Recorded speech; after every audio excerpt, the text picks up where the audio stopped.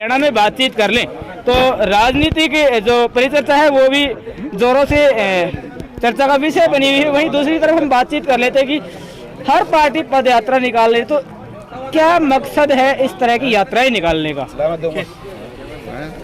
हर party किस पद से निकालती है इसका तो मैं नहीं कह सकता जी लेकिन जब हरियाणा प्रदेश के अंदर जी किसी प्रकार की प्रदेश को दुविधा हुई है जी तो इंडियन नेशनल लोकदल ने हमेशा प्रदेश को जोड़ने का काम करा है और जोड़ करके एक परिवर्तन लाने का काम करा जी है। सबसे पहली पद यात्रा जननायक चौधरी देवीलाल ने निकाली थी हरियाणा को न्याय दिलवाने के लिए। जी आज हरियाणा परिवर्तन मांगता है और उस परिवर्तन को ताकि वो पूरी तरह से हो सके इंडियन नेशनल लोकदल ये पदयात्रा निकालने का काम करेगी। सत्ताधारी पार्टी की बातचीत कर ले तो चौटाला खानदान से एक वारिस दुष्यंत चौटाला आज प्रदेश के उप मुख्यमंत्री हैं। लगातार सरपंच धरना कर रहे हैं लेकिन उप मुख्यमंत्री जी इस पर को ध्यान नहीं दे रहे। वहीं इनेलो पार्टी के एक मजबूत नेता कहीं ना कहीं जो सरपंच है उनके साथ खड़े आ रहे हैं। तो ऐसे में क्या कयास लगाया जाए चौटाला परिवार के बारे में? क्या राजनीतिक मंशा के चलते जो जनता उसको भुनाने की कोशिश की जा रही है? देखिए अब आपने बात करी है जजपा की, तो ये जजपा जाने, सरकार जाने कि वो क्यों नहीं खड़ी सरपंचों के साथ। बाकी इंडियन नेशनल लोकदल जो है वो केवल चौटाला परिवार की कोई पार्टी नहीं है, वो जननायक चौधरी देवीलाल की नीतियों पे चलने वाली पार्टी है। जी लोग किसी भी परिवार से किसी भी राजनीतिक दल में जा सकते हैं। गांधी परिवार के सदस्य बीजेपी में बैठे हैं, हमारे परिवार के और सदस्य भी हैं जो अन्य पार्टी में हैं, कई निर्दलीय भी हैं।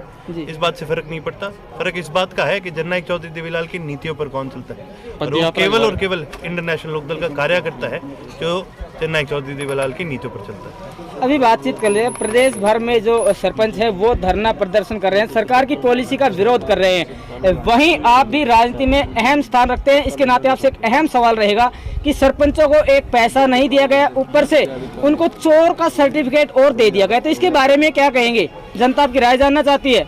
देखिए जी, एक कहावत है, जो खुद चोर होता है ना उसको लगता है सारी चोर है। तो क्या देवेंद्र बबली जी चोर हैं? बिल्कुल, मैं तो कहता हूँ इस सरकार के अंदर कोई ऐसा मंत्री नहीं है जिसने इस प्रकार के काम ना करे। और क्या हक उनका बनता है इस तरह की कोई सरपंचों के ऊपर रोक लगाने का या राइट टू रिकॉल उन पर डालने का? मैं तो एक चीज़ कहता हूँ कि देश की जनता, प्रदेश की जनता हमारा साथ दे और जो ये राइट टू रिकॉल है इसको भी वापस करने का काम करेंगे। उसके अलावा जो ये 2 लाख का कैपिंग करी गई इसको भी हटाने का काम करेंगे। जिस तरह से आपने कहा कि इस पार्टी में कोई ऐसा नेता नहीं है जो चोर है, चौटाला खानदान से ही रणजीत चौटाला जी वो भी इसी पार्टी से जुड़े हुए हैं, हरियाणा सरकार में मंत्री, तो क्या वो भी चोर हैं? इस पार्टी से थोड़ी जुड़े, वो तो निर्दलीय हैं। मंत्री तो हैं सरकार में। सर तो वही तो कह रहा हूँ, सरकार के मंत्री हैं, इंडियन नेशनल लोकदल से तो उनको कोई नाता ही नहीं है। तो सर मेरे बड़े भाई तो उल्टा जी उनके खिलाफ उन्होंने चुनाव लड़ा है। जी, एक जी। पार्टी से होंगे तो चुनाव इकट्ठे एक दूसरे के खिलाफ थोड़ी लड़ सकते हैं। आज यहाँ महेंद्रगढ़ दौरे का क्या खास मकसद है, क्या मुख्य उद्देश्य है आपका? मुख्य उद्देश्य जल्दी हरियाणा के अंदर चौधरी अभय सिंह जी परिवर्तन पदयात्रा शुरू करने जा रहे हैं।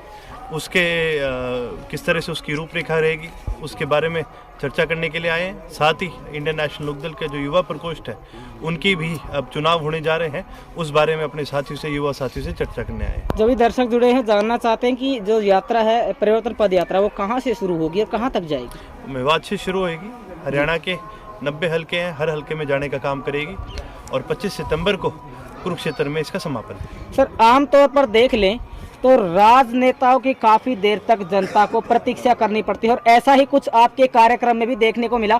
यहाँ लोग 4 घंटे से आपका इंतजार कर रहे हैं, तो आखिर कब तक जनता ऐसे ही राजनेताओं का इंतजार करती रहेगी? सबसे मुख्य सवाल आपसे ये रहेगा। देखिए, हम तो वैसे भी ऑपोजिशन में हैं, लेकिन आज कार्यकर्ता साथी, इससे पहले हमारा रेवाड़ी में भी प्रोग्राम था, वहाँ कार्यकर्ता साथियों ने कई प्रोग्राम रखा रखे थे। हमारी ये कोशिश रहती है कि किसी को ना करी जाए। यदि अब आज हम पाली आए हैं, पाली गांव में भी अगर हमारे साथी कहेंगे यहाँ से आगे और कहीं चलने को तो हम कभी ना नहीं करेंगे। आवश्यक इस वजह से देरी हो जाती है, देरी के लिए मैं भी गाँव वालों से माफ़ी मांगता हूँ। सभी पार्टियां दावा करती कि हमारी सरकार 2024 में बनने वाली है, हालांकि अभी बातचीत कर ले तो इनेलो पार्टी बैकफुट पर है। आने वाले समय में किस तरह से देखते हैं हरियाणा की तरफ? क्या हरियाणा की जनता फिर से एक बार इनेलो पार्टी को चुनने का कार्य करेगी? क्या आशीर्वाद आपको मिल सकता है 2024 में? हरियाणा की जनता ने ये प्रक्रिया शुरू कर दी है जी। आज जब भी हाल ही में पंचायत के, जिला परिषद के चुनाव हुए, सबसे ज़्यादा जो सरपंच बने वो ऐसे व्यक्ति हैं जो इंडियन नेशनल लोकदल से वास्तव रखते हैं। ऊपर से इंडियन नेशनल लोकदल एकमात्र ऑपोजिशन की पार्टी है जिनका चेयरमैन पड़ा है जिला परिषद में। इसके अलावा कोई भी ऑपोजिशन की पार्टी यदि आप मेरे को बता दें जिन्होंने जिला परिषद में अपना चेयरमैन बनाया हो, तो मैं आपकी बात मानने को तैयार हूं। केवल और केवल इंडियन नेशनल लोकदल है जिसने ये हासिल करने का काम करा है। तो जनता का जनाधार साथ है, तभी हम कर पा रहे हैं। सर, आज आपसे लाए जुड़े हैं, आपके खास साक्षात्कार का सबसे अंतिम सवाल रहेगा। हरियाणा सरकार में ही मंत्री संदीप सिंह जी पर गंभीर आरोप लगे हैं, वहीं जो पहलवान थे वो भी धरने पर बैठे, तो लगातार यौन शोषण के आरोप, शारीरिक शोषण के आरोप राजनीति के कद्दावर नेताओं पर लगते आ रहे हैं, तो इसके बारे में क्या कहेंगे? जिस तरह से सरकार कार्रवाई नहीं कर रही है, उस लड़की का भी कहना है कि उसको दबाया जा रहा है, फोर्स किया जा रहा है, तो इसके बारे में क्या प्रतिक्रिया रहेगी आपकी? देखिए, हमने हमेशा से एक बात कही है, जब ये मामला सामने आया था तब भी हमने प्रेस कॉन्फ्रेंस के माध्यम से सरकार से यही मांग करी थी कि भाई इसकी सीबीआई की जांच हो। मंत्री की ऊपर जब आरोप लगता है तो प्रदेश की जो पुलिस है वो उसकी जांच नहीं करनी चाहिए, क्योंकि कायदा नहीं बनता। जिस मंत्री जिस सरकार का होता है, जिस प्रदेश की सरकार का होता है, यदि उसी प्रदेश की पुलिस उसकी जांच करे तो हम कैसे मान लें कि सही तरीके से जांच करी जाएगी? हमारा ये मानना है कि निष्पक्ष जांच हो और सेंट्रल एजेंसी के माध्यम से इसकी जांच होनी चाहिए। रही बात हमारे जो खिलाड़ी साथी हैं, जो पहलवान साथी हैं, जो आज धरने पर बैठे हैं, इसी प्रकार के उनके एसोसिएशन के जो प्रधान हैं उनके ऊपर भी ऐसे आरोप लगे हैं। हमारा यही मानना है कि इस एसोसिएशन को भी पूरी तरह से नीचे से लेकर ऊपर तक इसके अंदर दोबारा बदलाव आना चाहिए, और जो खिलाड़ी साथी हैं, जो उनकी मांग है कि किस प्रकार से इस एसोसिएशन को चलाया जाना चाहिए, उनकी मांगों को मानना चाहिए, क्योंकि देश का जो गौरव है वो हमारे खिलाड़ी साथी ही सबसे ज़्यादा बढ़ाने का काम करते हैं। सर, एक सवाल आपसे और, जब से हरियाणा में जो हरियाणा का गठन हुआ है और जब से विभिन्न पार्टियां सत्ता में रही है, लेकिन आप आज जिस डिस्ट्रिक्ट में मौजूद है, महेंद्रगढ़ हरियाणा का सबसे पहला जिला है, लेकिन सबसे ज्यादा पिछड़ेपन का शिकार रहा है। हाँ, ये अलग बात है कि आज तक यहाँ के लोगों ने इनेलो पार्टी की जेब में, न झोली में एक भी जो विधायक है, एक भी टिकट है वो यहाँ से नहीं डाली। तो आने वाले समय में महेंद्रगढ़ की जनता से आप अपील, अनुरोध करने के लिए पहुंचे हैं, आपसे जुड़ने के लिए। क्यों जुड़े महेंद्रगढ़ की जनता आपके साथ?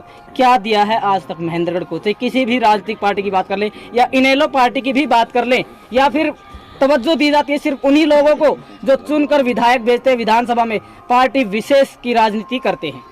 मैं आपके इस सवाल के दो जवाब देना चाहूँगा आपको। पहली बात तो बुरा ना मानना, आपको थोड़ी रिसर्च करनी चाहिए इस बात पर। आपको पता है महेंद्रगढ़ को पहले महेंद्रगढ़ जो है भिवानी के अंडर आया करता था, इसको जिला किसने घोषित करने का काम किया? जननायक चौधरी देवलाल ने महेंद्रगढ़ को जिला बनाने का काम किया, और उनका आज से ही नहीं, उनका हमेशा से महेंद्रगढ़ के अपने साथियों के साथ बड़ा पुराना नाता रहा है। और रही बात, आपने फिर एक गलती कर दी, आपने बोल दिया महेंद्रगढ़ जिले से इन्हें की झोली के अंदर कभी सीट नहीं आई। तो नांगल चौधरी से भी इंडियन नेशनल लोकदल कई बार जीती है, महेंद्रगढ़ से भी एक ही बार सीट आई है, हालांकि लंबा रिकॉर्ड नहीं, बहुत पुराना हमारा नाता रहा है, और हमेशा से यहाँ की जनता ने बड़ा प्यार देने का काम करा है। तो उसी के साथ साथ मैं तो यही कहूँगा कि जनता को विश्वास किस पे करना है, ये साथियों का फैसला है। हम तो इतना कह सकते हैं, हम उनको इस बात का विश्वास दिला सकते हैं कि लड़ाई लड़ने में हम कभी कमी नहीं छोड़ेंगे, और इस बात का कभी इंडियन नेशनल लोकदल के किसी साथी को सबूत देने की जरूरत नहीं। हमारे तो सेनापति चौधरी अभय सिंह जी वो नेता है जो एक बार कह देते हैं तो उस बात को, अपना उस काम को पूरा करने का काम करते हैं। सर, महेंद्रगढ़ में आप मौजूद है, काफ़ी आपके कार्यकर्ता महेंद्रगढ़ में, लेकिन कहीं ना कहीं इनेलो महेंद्रगढ़ की मैं बात कर लूँ तो दो फाड़ी ये पार्टी नजर आ रही है, आपसे भी कुछ छुपा हुआ नहीं है। तो कार्यकर्ताओं के लिए क्या अपील रहेगी, क्या कहना चाहेंगे इस दो फाड़ राजनीति को लेकर के? देखिए, किसी प्रकार की कोई दो फाड़ नहीं है, राजनीतिक संगठन है, और हमारा राजनीतिक संगठन हमेशा अपने डिसिप्लिन के नियम माना गया है, और पूरी तरह से डिसिप्लिन के साथ हमारी जो पार्टी आगे बढ़ने का काम करे। चलिए, हमारे खास मेहमान के